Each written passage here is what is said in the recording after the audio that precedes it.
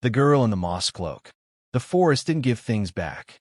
That was a rule everyone on Erebos 7 knew. If someone went missing in those tangled emerald wilds, they stayed missing. Even the survey drones sent by the colonial administration didn't return. And yet there she was. She stood at the edge of my clearing, barefoot, soaked in early morning mist. A small thing, no more than 8 years old, if I had to guess, with green-gold eyes and tangled moss-colored hair that clung to her like a second skin. Her skin wasn't quite human, either pale, almost translucent, glowing faintly at the edges where bioluminescent lines shimmered beneath the surface like circuitry. She didn't say a word, just stood there, silent, watching me. I lowered my welding torch slowly. "Hello." She flinched but didn't run. I took a cautious step forward. My homestead, just a cobbled-together shelter and a small garden, sat at the border between Colonial Zone Delta 5 and the unexplored forest sectors. I'd chosen the edge for solitude, not surprise guests. "You lost?" I asked gently, hands raised.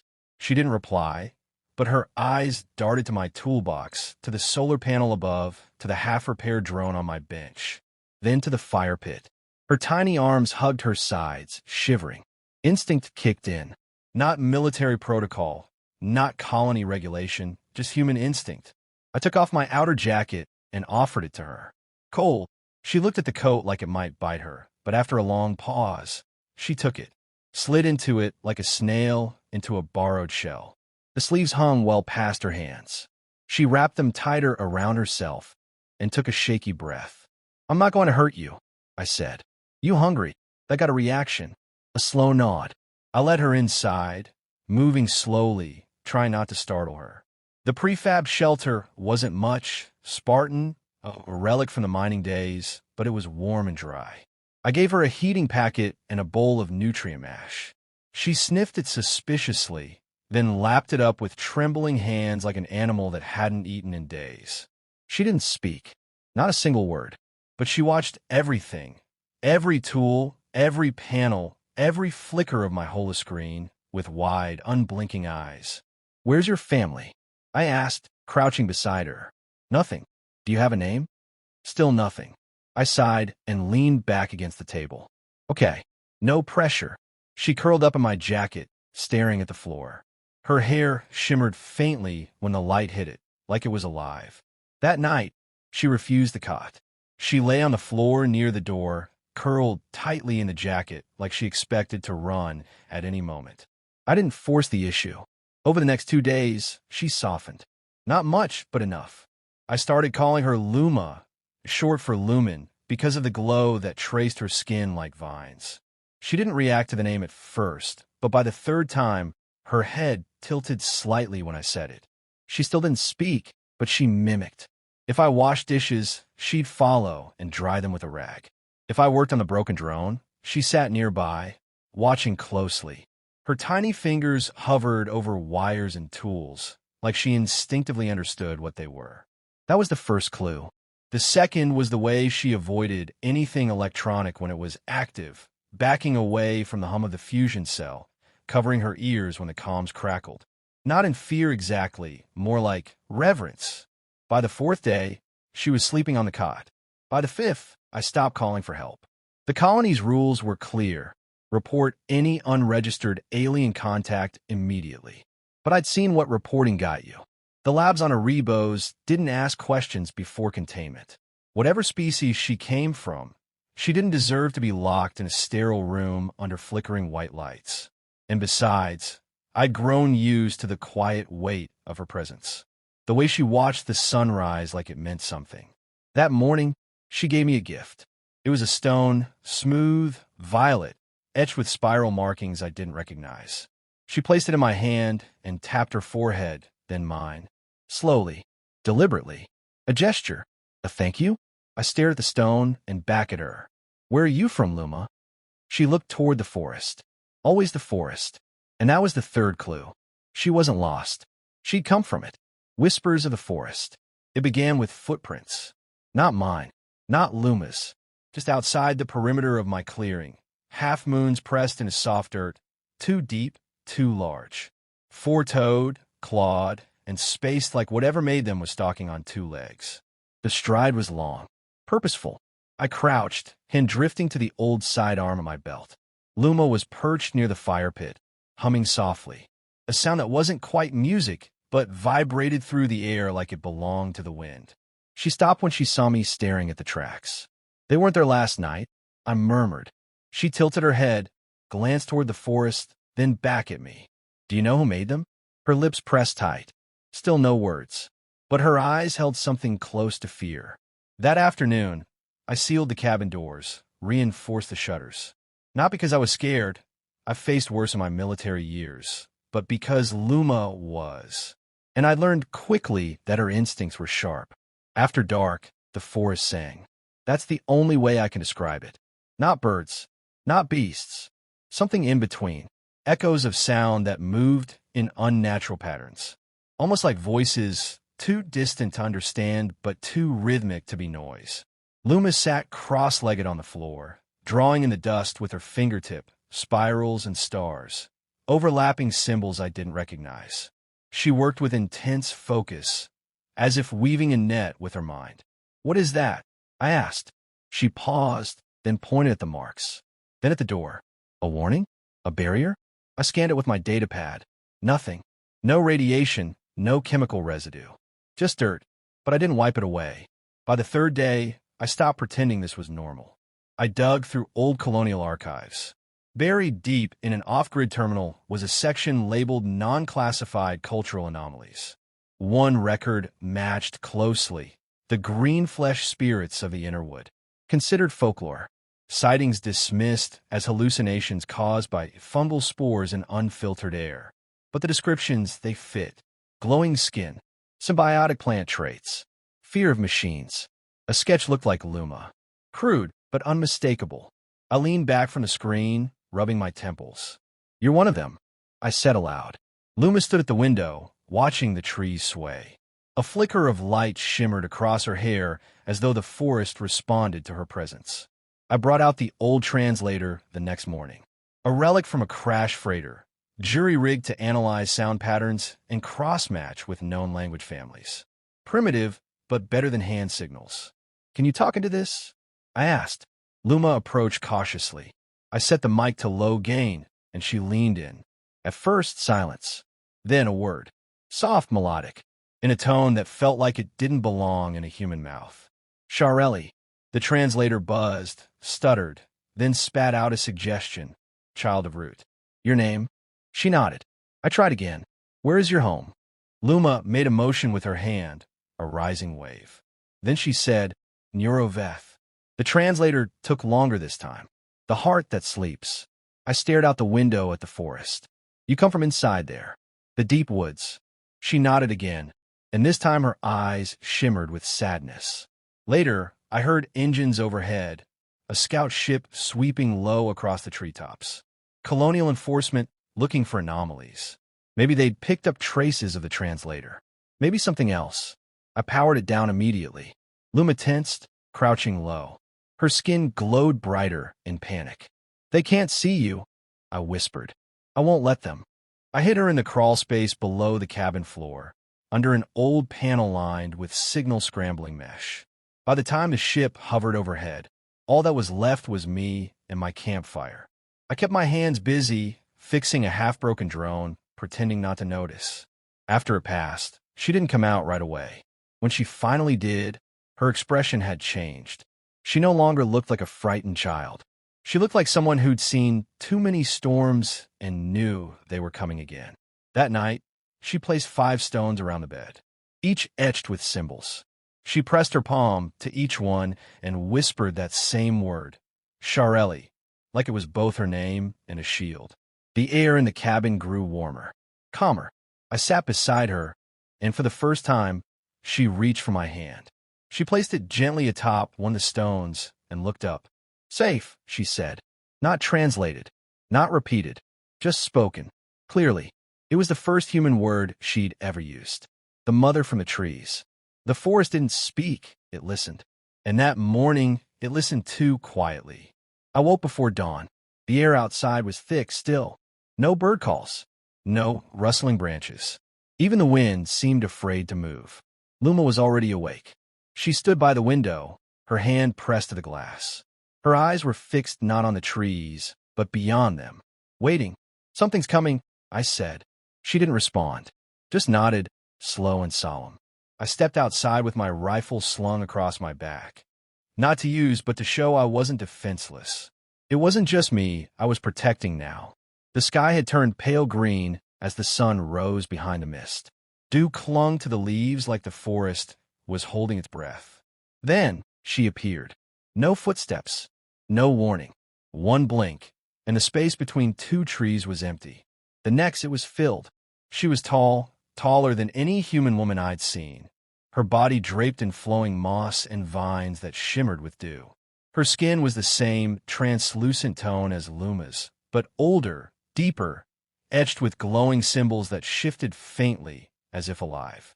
Her eyes were bright silver, and her presence felt heavy, not oppressive, but ancient, like the weight of an old forest, rooted and vast. Luma stepped past me. "Mother," she said. It was the second human word she had ever spoken. The woman dropped to one knee and wrapped Luma in a silent embrace.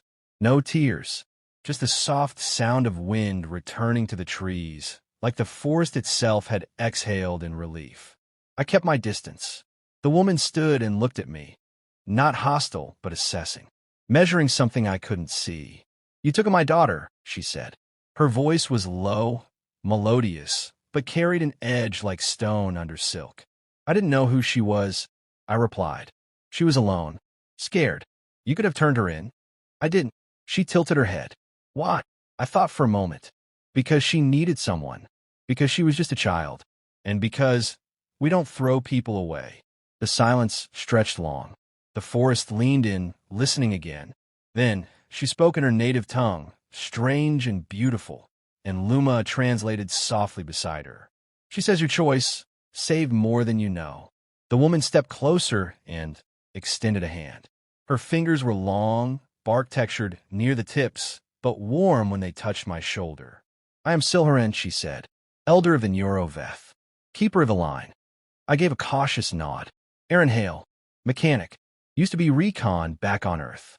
"You are more than that now," she said. "You are bound." "Bound?" Silharin looked to Luma, then back to me. "You sheltered a soul of the forest. You shared food, fire, bloodline, energy. You crossed the border of kinship. Among our people, that is not done lightly." My brows drew together. "I didn't mean to offend. I didn't know your customs." "You honored them without knowing," she interrupted. "By instinct. That is rarer than wisdom." Then she said the words I didn't expect. "I offer you right of union. A bond of peace, witnessed by forest and stars. Between you and me." I blinked. "I'm sorry, what?" She stepped closer. "I offer you marriage." Luma stepped beside her and added gently, "It is how we seal bonds between tribes, between worlds. A vow, not forced, offered." My throat went dry. "But why me? Why not take her home and forget I was ever here?" Silharin's expression softened. "Because you did not forget her. You cared. That is how true alliances are born. Through action, not blood." I looked between them. Luma, small, fragile, but stronger than I'd ever known. And Silharin, this ancient force cloaked in bark and light. This wasn't about romance. Not yet. It was about trust, connection, understanding across the impossible. "You don't even know what kind of man I am," I said quietly. "I know you were kind when you had nothing to gain," Silharin said. "That is the foundation of everything." I sat on a stump, running a hand through my hair. "This isn't exactly how humans do things." She smiled faintly. "Nor we. But the forest chose you. My daughter chose you. That silenced me. In the end, I didn't say yes. I stood, met her eyes, and held out my hand. She took it, and the forest, vast and unseen, sighed in approval. Vows beneath the canopy. The wedding didn't take place in my cabin. It took place in the forest. I followed Silharin and Luma deeper than I'd ever dared to walk, beyond the reach of my maps, beyond the signal of any colonial drone. The trees grew impossibly tall, their trunks wide as bunkers, their leaves glowing faintly with ambient energy. Everything here pulsed, softly alive, like a heartbeat buried in the soil. We walked in silence for what felt like hours, until we reached a glade of bioluminescent flowers circling an ancient tree that twisted toward the sky in a spiral of green and silver bark. This, Silharin told me, was the first root, the oldest living being on Erebos 7. A sentinel, a witness. It was here the rite would take place. Silharin wore no gown, no crown, just moss and leaf, braided into her hair like a living wreath. She carried a branch marked with 3 rings, past, present, future. Luma stood beside her, holding a stone bowl filled with water drawn from the heartwood spring. I wore my field jacket, cleaned and mended. I hadn't been able to bring much else. But they didn't care about cloth and polish. They cared about truth. Silharin stepped forward and spoke, not in her language, but in mine. You came from the stars, Aaron Hale. You walked with metal, with fire and silence. But you listened. You cared. You gave shelter to my blood. And through that, you gave shelter to me. Do you accept the bond? I swallowed. I do. She placed a hand over my heart. Do you vow to guard the life you welcomed? Not only in flesh, but in spirit, in seed, in legacy. I do, I said, more certain now. Luma dipped her fingers in the bowl and touched our foreheads, then our joined hands. The water shimmered where it touched us, and for a brief second I saw visions, not dreams, but shared memories. Silharin's people rising from the trees, their songs, their losses, their long silence as humans landed, cut, drilled. And yet, beneath all of that, a hope, a belief that not all off-worlders came to conquer, that one might come to belong. Silharin said one last word in her native tongue. The translator would have called it unity, but it was more than that. It was a promise. She leaned forward and pressed her brow to mine. A seal. The forest responded. Wind stirred from nowhere. Leaves spun in rising circles. The bark of the first root lit up with radiant blue veins that spread through the glade like lightning captured in wood. The forest had accepted the vow. I wasn't just married in the way humans understood it. I had become part of something older than our species. That night, the forest lit with bioluminescence, miles of soft green fire dancing in the trees, visible from the sky. Colonial satellites saw it, of course. Alerts pinged. Scanners flared. They dispatched a ship. It arrived by morning. 2 armored enforcers touched down at the edge of my clearing, guns low but ready. They demanded I surrender the bioentity. She's not an entity, I said. She's my daughter. They hesitated. You're not authorized to claim alien kinship. I didn't claim it. She chose me. One of them tapped the tablet. We received reports of anomalous radiation spikes. Non-human infrastructure growing outside permitted zones. You have 24 hours to comply or be detained. I looked past them, into the trees, and they came. Not soldiers, not beasts. Figures of light and root and stone, rising silently from the forest. Dozens, maybe hundreds. The entire glade had moved. Silharin stepped forward. She wore her wedding branch like a mantle now, symbols glowing down her arms, voice soft but absolute. This man is bound to us by right older than your world. He is Neuroveth by soul and by word. To harm him is to harm the heartwood. The air shimmered. Luma walked beside her, glowing brighter than ever. She pointed at the enforcers and whispered, safe. That single word hit like a command. The men backed down, not from fear but from awe. They weren't soldiers anymore, just humans faced with something ancient and unexplainable. They left without another word, and the forest closed behind them. In the days that followed, I rebuilt my shelter, not alone but with help. Silharin's people showed me how to grow walls from living bark, how to power lights from sunflowers and stone. Luma laughed more often. She was teaching me their language, one word at a time. I still don't understand all of it, but I understand this. I was once a man looking for silence, hiding from my past. Now I'm something else. A husband, a father, a bridge between 2 worlds. And the forest remembers.